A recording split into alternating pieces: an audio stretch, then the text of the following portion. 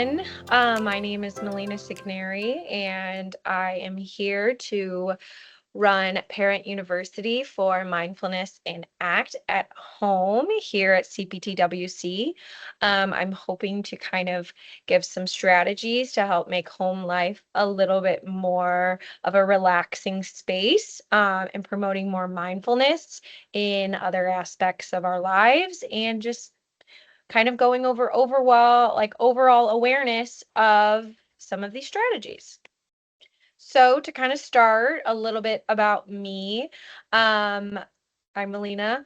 I'm a lead BCBA here at CPTWC. I have 9 years of experience in the ABA field, and I do specialize in acceptance and commitment therapy, and I have published research about this topic specifically, more so in regards to how to support children with autism. I'm using strategies for mindfulness and using this tool. So this is in hopes that we can start to carry over some of these skills at home. So some of these inclusions in this training has kind of already started to discuss is to show how parents can pause at home during tough moments and respond based off of their values rather than stress. It's very, very difficult. I only have a dog, and I feel like I have issues with pausing and not responding to stress. So these tools can help create calmer, more intentional interactions with your children. So what is ACT? Um, just a little acronym. ACT is what we're using the ACT for today is parent focused for accepting difficult feelings like frustrations rather than fighting them, clarifying personal values, practicing mindfulness, and taking actions that align with those values to build a meaningful life with your child. It stands for acceptance and commitment therapy. ACT can be within different fields. It can be within ABA, it can be within psychology. It kind of is all applicable to how internal thoughts, feelings, and emotions can impact your behaviors on a daily basis. So why should we practice mindfulness? It does improve emotional regulation. Mindfulness helps parents notice their own stress and your own frustrations that you might be feeling overwhelmed so that we're not reacting in the moment and we can live a life a little bit more intentional rather than impulsive. It helps reduce stress and burnout. So parenting can be very demanding. We know that, especially if your child has behavioral or emotional or developmental needs. They need that extra support. That adds a lot of stress at home and on parents. Mindfulness can help lower stress levels, again, reducing reactivity, and helping parents feel more grounded and resilient to be able to face situations that are a little bit more high stress, and a little bit more emotional in the sense. It can also these supports can be effective in response to challenging behavior. So if your child is emitting challenging behaviors such as tantrums, aggression, throwing, anything that you're looking to reduce, it can help parents be more mindful in those moments and observe behaviors a little bit more objectively and a little bit more separated, so that they can respond with intention rather just emotion. So this can help lead to more setting consistent boundaries, setting expectations at home, and also less escalation during these difficult moments. Again, I have a little bit more because there's always more reasons to practice mindfulness. It helps strengthen the parent-child relationship. Mindfulness promotes presence. When parents are fully engaged and attentive, children can feel more seen and heard and understood, which helps build trust and that emotional safety. It also models healthy coping skills. Children learn how to manage emotions by watching adults. We are the model, they are the sponges. They are seeing what we are doing, what works for our body, and that's going to then in turn have them start to focus on what works for their body and what helps them cope. So being mindful helps us slow down, tolerate discomfort, and being able to problem solve. Because if we're not able to problem solve, how can we work through a tricky moment that's so clouded by big emotions? And then children, again, can help imitate and continue to practice that throughout their life. So it also increases empathy and perspective taking. Mindfulness can help parents separate the child from their behavior. So you can start to begin that process of, I'm not going to take this behavior personal. This child is going through an experience. Let me look at it a little bit more objectively of why they are engaging in certain behaviors that they're doing, and what can I do to make intentional changes or decisions to help my child be more successful during these difficult moments. So it just helps with overall frustration. And if challenges are continuing to happen, this can help you really start to break it down and understand why it's happening.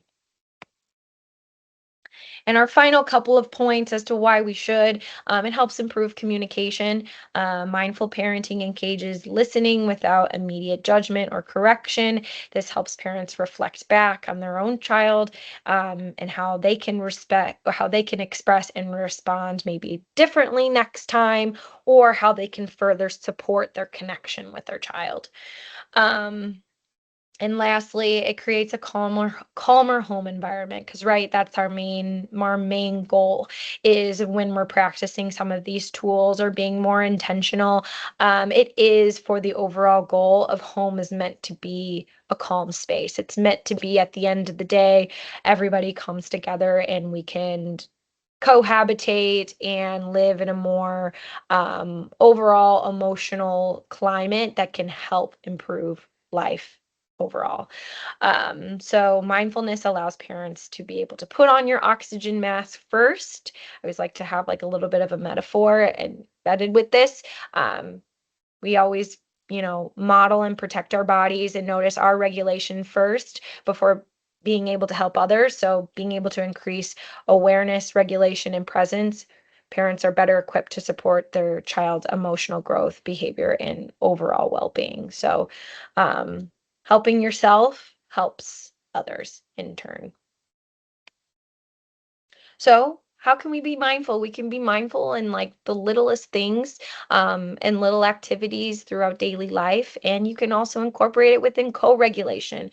Co-regulation is something you're doing with your child. You're regulating, you're getting both of your bodies into a more calm and stable state, doing the same activity together. So this can happen during play, depending how old your child is. I Spy, great way to be mindful and in the present moment. You're both looking around in your environment, you're both observing different colors, different things. Mindful walks are also really wonderful. It's just I Spy, of being able to like look around. I see purple flowers, I see green leaves, I see lots of snow on the ground, and just being able to be in the moment with your child and observe what is around your current space. Bubbles or pinwheels, that helps kind of be a more like distraction away from maybe an overstimulating environment and helps us focus on something that is a little bit more fun and interactive. Listening to sounds like mindful sounds, sound baths, or even just calming music. In my house, it's often smooth jazz or classical music, because it's something that is calming and co-regulating for all the people in my home. And it's a good way to help decompress. Singing and dancing, if that's your jam, then it always is fun to like have a counterpart and a person to do that with. Turn on the tunes and sing the best hits of today, or whatever is your jam. That also can help, bring out a little bit of fun and playfulness into being aware and being in the present moment. Um, Mindfulness is really helpful through movement. Yoga, if it's you know, something to do with like stretching and moving your body, using like Play-Doh or sand and getting some sort of tactile sensory input, running or swimming. I know both of those things aren't really super helpful during the cold weather, but something to kind of be mindful of. And notice how your body feels during all of these sensations and talk about it. Talk about how your body's feeling during yoga. Talk about how your body is feeling whenever you're sticking your hand or feet in the sand at the beach. Talk about what you're experiencing so that your child can also experience that with you and maybe put a label to it as well. Doing daily routines, just noticing intentional choices throughout your day. In the morning, you chose to have an apple over a donut. That's a great intentional choice that you thought about of, I think I'm going to feel better after having this apple. Or I've been having a really hard week. I'm going to have this donut because this is going to make me feel good. Just having those intentional choices of, I'm doing this because brings you back into the present moment and makes you more, again, intentional to make future choices. In nature, watching the moon, the stars, the clouds, watching traffic go by, watching however you want. But I do feel like being outside is a great way to get into touch and grounded with our surroundings. I know it's, again, I'm going to keep bringing up the weather because it is so, so cold in Chicago.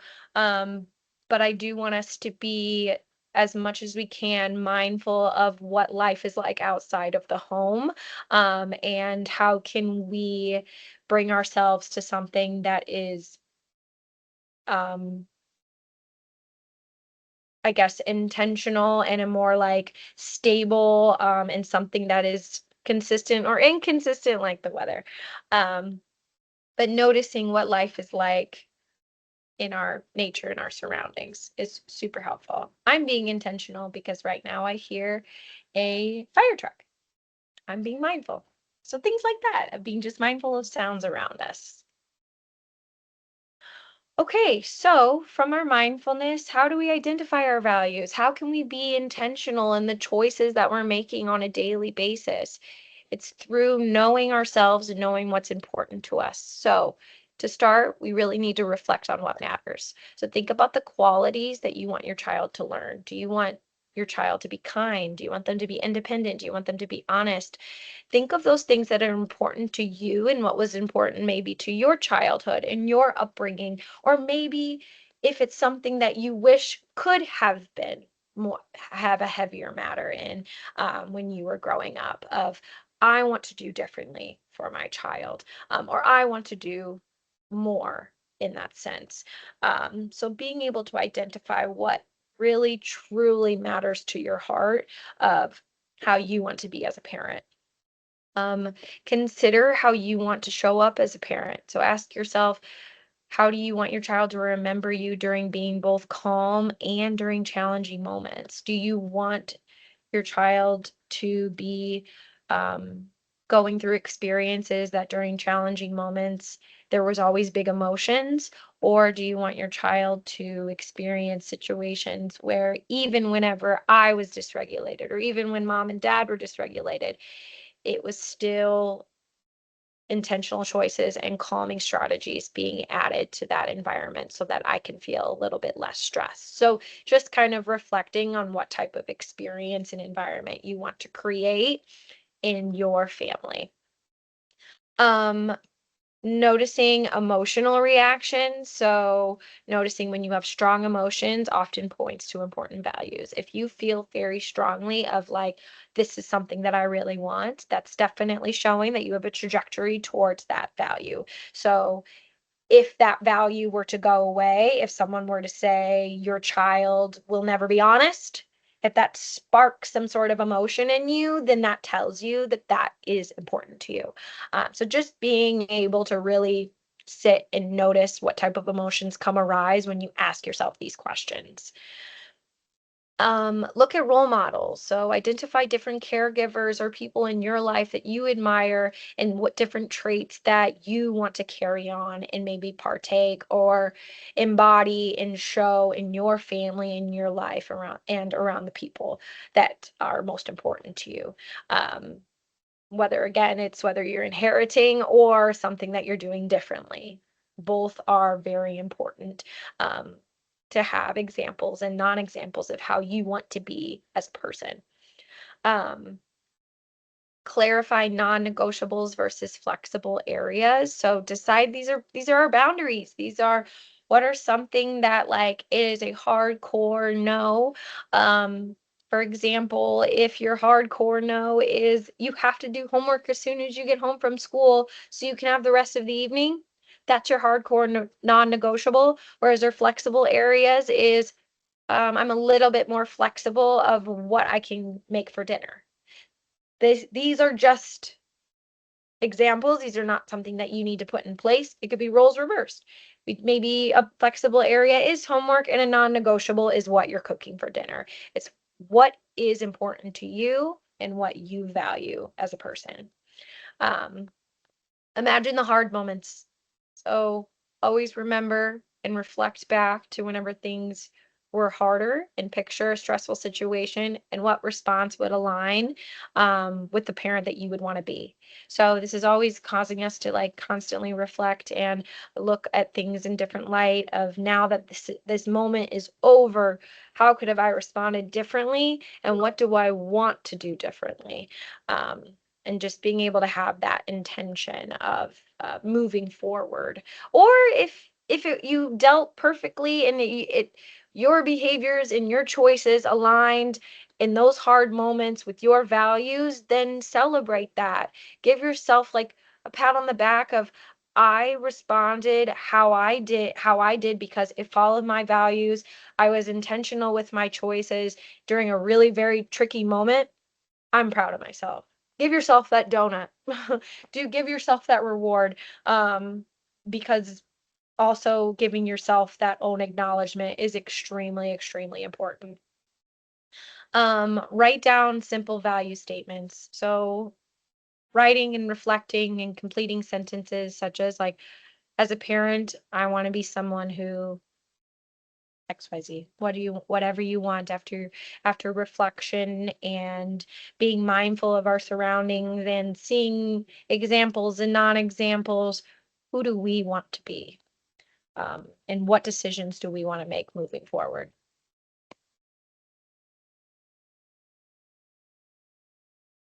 Okay, so we're gonna, after kind of going through some mindfulness strategies and how that can be embedded into every day with your child through co-regulation, how do we identify our values through reflection and intentionality? Also, now we're gonna go over some different tools or actions to support in a mindful and calming parenting style. So that is again embedded with value-led decisions.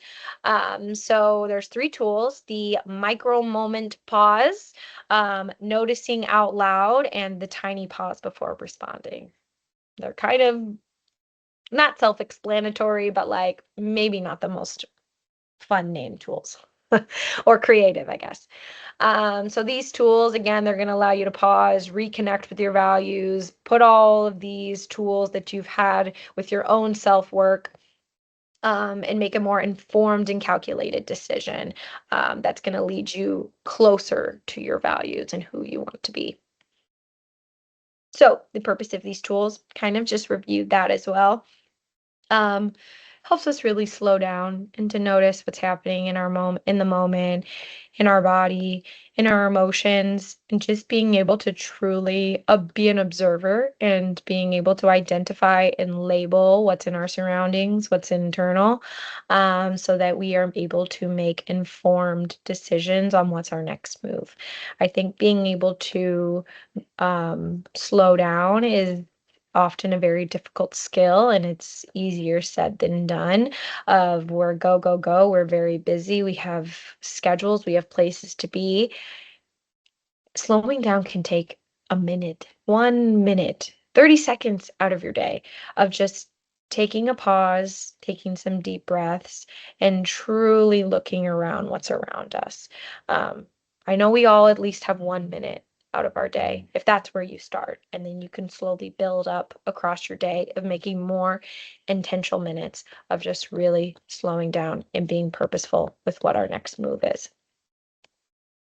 So let's talk about the micro minute pause. Um, why? A tiny pause, kind of what I also just said throughout the day, can help you tune in before reacting and creating space to respond with a more calmness and care. So how you take a slow and gentle breath, just one is enough.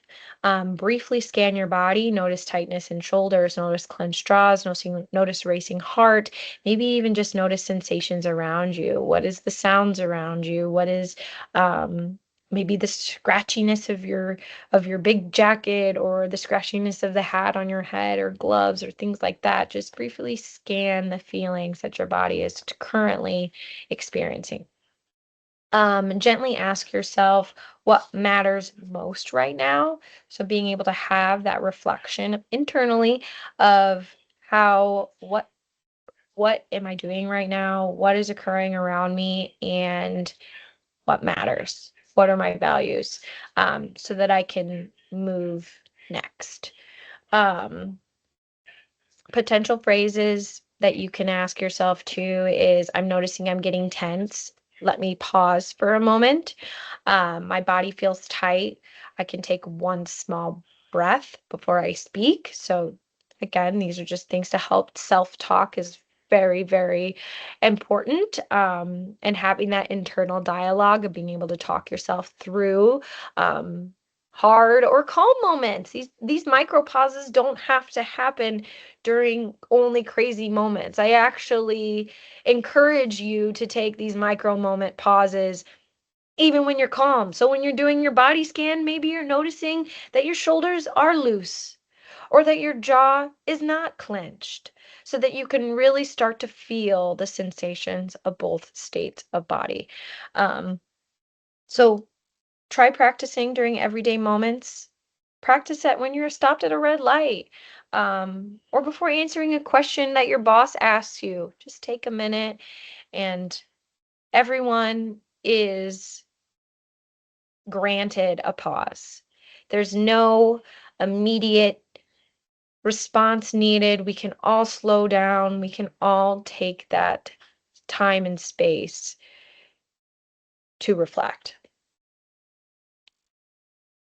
Our second tool is noticing out loud. So our micro moment pause was more internal and more like taking a breather, whereas noticing out loud, why should we do it? Why should we notice out loud? It models self-awareness, and this is more so done with your child, so that we are labeling what's going on around us, what's going on the inside, and I can let them know too of maybe what you're seeing. This is what I'm feeling.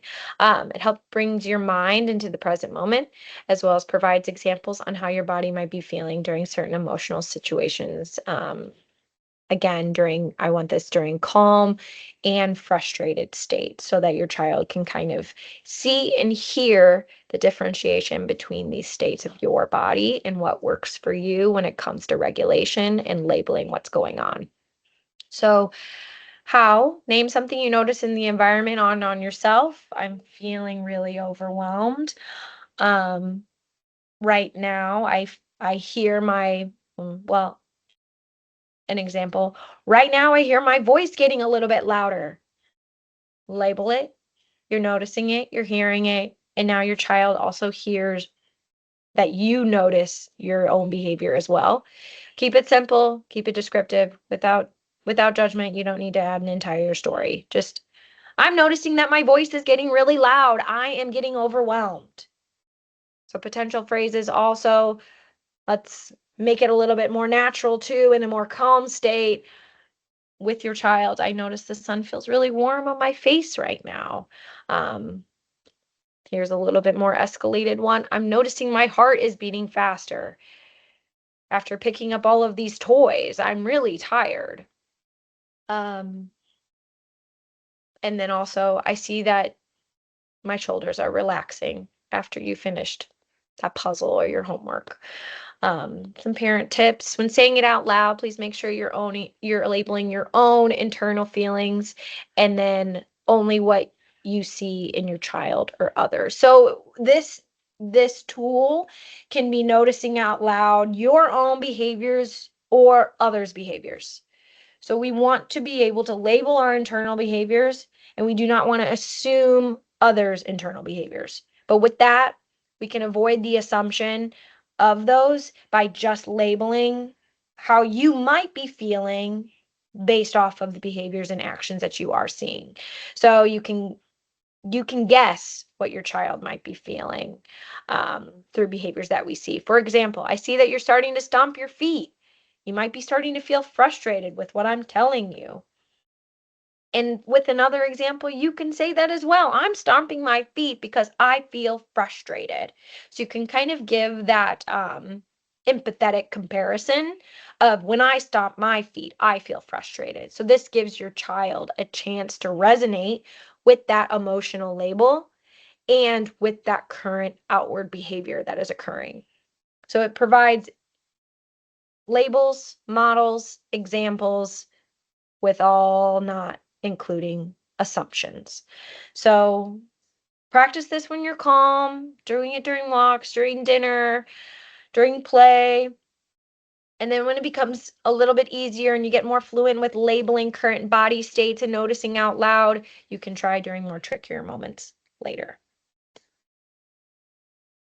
So a tiny pause before responding is our last tool. A small pause before reacting can help you move from an automatic response to more thoughtful choices. That's kind of in the general theme of this entire presentation so far. It gives your nervous system a quick moment to reset and invites a calmer connection. How do we do this? When you feel triggered, take a slow breath before you act or speak. Gently check in with your body and mind. What's happening to me right now? And then decide to do what's next. So, potential phrases to try. Um, I'm going to take one breath before I answer. Another example of what you can say is, I notice my shoulders are tight. I'm going to pause for a second.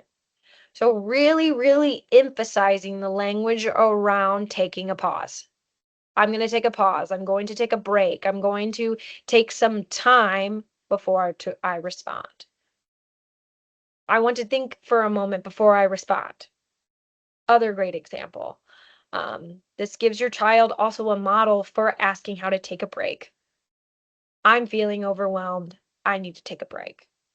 So really starting to push more of those coping skills and regulation so that your child can start to imitate and utilize in their own bodies in their own life. Um, Start practicing this pause during small, non-stressful moments, like when your child interrupts a task or asks for help. Say, I need to take a little pause, and then I will be ready for you whenever my body feels calm again to help build that habit gently over time. Really reinforcing the language of break and taking a pause. Okay, so I have a little acronym. Let's pull it all together. If we forget these tools, if anything, I want you to take the one takeaway from today is a little checklist called STOP. Simple enough, right? Maybe S means stop. Shocker. Pause whatever you're doing and don't react impulsively. T, take a break, take a breath, take a step back, notice your breath, or physically move to a calmer space. O, observe. Notice your thoughts, notice your feelings, notice your sensations without judgment. Really start to be that non-biased observer. Objective measure. Observe, objective, another O. Proceed, P. Choose a response that is helpful and aligned with your parenting values, as well as say what you feel and what you see. This brings you into the present moment and models further awareness of the situation. We're not ignoring that this is a hard moment. We are bringing light to the situation. I'm starting to feel upset and I see that your voice is getting louder. I noted how I felt, and I noted a very objective observation that is occurring in the moment. Um, After we have stopped and after we have proceeded, and maybe the situation is a little bit more calmer, and everybody has de-escalated a bit, debrief after the heightened event at a later time. Talk about what worked, talk about what didn't work, collaborate with your family, collaborate with your child on why these emotions maybe came up and were so heavy. And ask your child too, depending on the age, of course, is how I responded, did that make you feel a certain type of emotion? And if so, what are some ways that I can do to make you feel more supported? That would kind of be more tied to if you have a teenager. And so that you can also show that, like, I am willing to reflect and change my behavior to make you more comfortable and calmer in your home environment. It's not, oh, this is how it is. This is how I respond, because that only teaches your child to be that way as an adult as well. As there's no room for flexibility. I behaved in the way that I behaved. I reacted this way because you reacted this way. That's not showing a growth mindset that we should have across the lifespan. So we don't know everything. We don't know what works for every single situation that we might encounter. There's always room for growth and change. So it helps us allow us to debrief and reflect with our family. So what are the effects of these tools? Based off of research and experience and just like collaboration with other families that have implemented some of these tools and practices, it does help regulation during escalated moments. It increases understanding of body sensations and identifications of emotions. It reduces escalation in the moment and negative reactions. It teaches kids how to handle stress and pause through modeling of their parent, and it increases the bond with their child. These things, with practice of these tools and this mindfulness strategies, values, acknowledgement, and taking pauses and using the STOP acronym as a little checklist, I can promise that these effects will occur in your home. So our key takeaways is small moments really matter. Mindfulness can be made up in such a micro minute of our day. Keep it playful through mindfulness exposure. Make it very appropriate to your child's age, to your family's age, our family members, who's involved. More the merrier. Bring everyone to participate in some of these activities. Model regulation and communication of emotions. We are in a time of labeling, acknowledging what's going on the inside as well as the outside. So it's just only going to help be able to your child to understand their body even more fully. And regulated parents help regulate kids. So I think that's my biggest thing. Kind of also ties within, put on your oxygen mask first. Regulated parents help regulate kids. So I hope that this was helpful, or we had some of the key takeaways from this presentation, and you're able to implement at least one thing into your everyday life, or even just a micro pause of just being able to pause more intentionally throughout your day. But I'm always here to collaborate and talk more and provide different tools or insights to what might work best for you and your family specifically and individually. I've attached my email, but you can also reach out to front desk and call and inquire on any sort of consultation or what further services like this might look like, depending on what your family needs. I do want to be able to provide insight and support to be able to help you and your family. So that is all I have today. So please reach out, and I hope you have a very mindful, intentional, and valuable day. So thank you very much, and I'll see you.